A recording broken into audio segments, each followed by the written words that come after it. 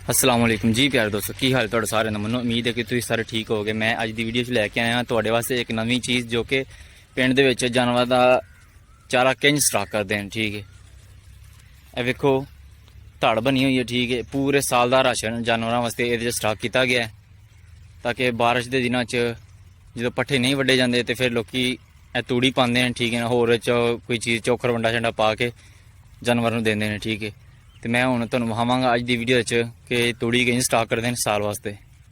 ਤੇ ਚਲੋ ਦੋਸਤੋ ਵੇਖਦੇ ਹਾਂ ਕਿ ਕਿਸ ਤਰੀਕੇ ਨਾਲ ਇਹ ਧੜ ਬਣਾਉਂਦੇ ਨੇ ਤੇ ਕਿਸ ਤਰੀਕੇ ਨਾਲ ਮਿੱਟੀ ਦੇ ਵਿੱਚ ਤੂੜੀ ਨੂੰ ਸੇਫ ਰੱਖਦੇ ਨੇ। ਠੀਕ ਹੈ, ਤੇ ਤੂੜੀ ਮਾਸ਼ਾਅੱਲਾ ਬੜੀ ਸੇਫ ਰਹਿੰਦੀ ਹੈ, ਜੇ ਬਾਰਿਸ਼ ਤੂਫਾਨ ਆਏ ਤੇ ਕੋਈ ਖਤਰਾ ਨਹੀਂ ਹੁੰਦਾ।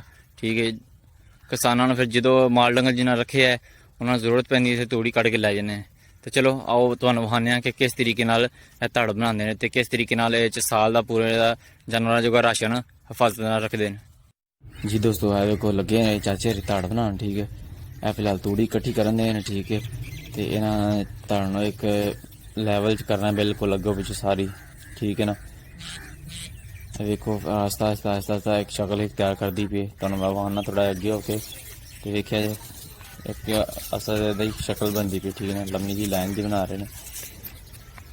ਚਲੋ ਤੀਸਰਾ ਪ੍ਰੋਸੀਜਰ ਤੁਹਾਨੂੰ ਵਿਖਾਉਂਦੇ ਹਾਂ ਥੋੜੀ ਦੇਰ ਤੱਕ।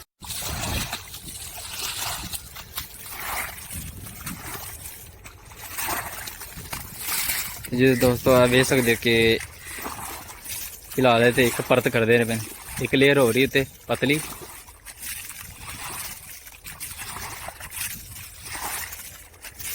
ਧੜ ਦੀ ਲਪਾਈ ਇਸ ਤਰੀਕੇ ਨਾਲ ਹੁੰਦੀ ਹੈ। ਇਸ ਤਰੀਕੇ ਨਾਲ ਪੂਰੇ ਸਾਲ ਦਾ ਰਾਸ਼ਨ ਜਾਨਵਰ ਜੋਗਾ ਇਕੱਠਾ ਹੋ ਰਿਹਾ। ਤੇ ਚਾਚਾ ਇਹਦੀ ਲਪਾਈ ਦੇ ਕਿੰਨੇ ਦਾਣੇ ਲੈਂਦੇ ਹੋ? ਕਾਰੋਬਾਰ ਦੇ ਹਿਸਾਬ ਤੇ ਕੋਈ ਵੀ ਨਹੀਂ। ਠੀਕ ਹੋ ਗਿਆ। ਇਹ ਕਿੱਲੇ ਦੇ ਦੋ ਟੀਨ ਤੇ ਥੋੜੇ ਨੇ। ਹਾਂ ਤੇ ਹੈ ਪੈਸੇ ਯਾਨੀ ਕਿ ਨਹੀਂ ਤੇ ਦਾਣੇ ਦੋ ਟੀਨ ਬਸ। ਇਹ ਟੀਨ ਕਮ ਸੇ ਕਮ 50 ਕਿਲੋ ਦਾਣੇ ਹੋਣੇ ਚਾਹੀਦੇ। ਠੀਕ ਹੋ ਗਿਆ, ਠੀਕ ਹੋ ਗਿਆ। ਯਾਨੀ ਕਿ ਮਣ 2 ਮਣ ਦਾਣੇ ਲੱਭ ਜਾਂਦੇ ਨੇ। ਉਹ ਜਿਹੜੀ ਫਸਲੀ ਵਾਲਾ 2 ਮਣ। ਕਿਹੜੀ ਵਾਲਾ? ਉਹ ਜਿਹੜੀ ਬਣਾਈ। ਉਹ ਜਿਹੜੀ ਪਹਿਲਾਂ ਬਣਾਈ ਹੈ ਪਿੱਛੇ ਧੜ ਜਿਹੜੀ ਬਣਾਈ ਸੀ। ਇਹ ਮਣ ਇਸ ਧੜ ਦੇ ਮਣ। ਠੀਕ ਹੋ, ਲੱਗਦਾ ਭਲਵਾਨ ਥੱਕ ਗਿਆ ਹੈ। ਵਾਹ ਕੇ ਲਿਆਓ।